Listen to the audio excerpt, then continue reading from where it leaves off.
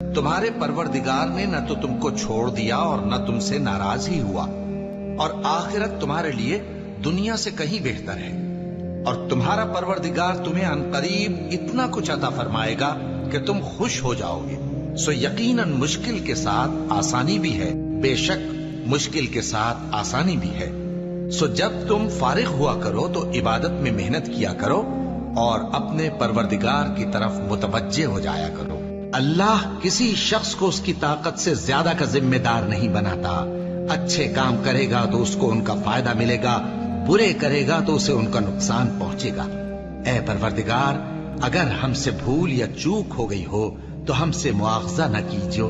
ऐ परवरदिगार, हम पर ऐसा बोझ न डालियो जैसा तूने हमसे पहले लोगों पर डाला था। ऐ परवरदिगार, जितना बोझ उठाने की हम में ताकत नहीं उतना बोझ हम पर न रखियो। और ऐ परवरदिगार, हमारे गुनाह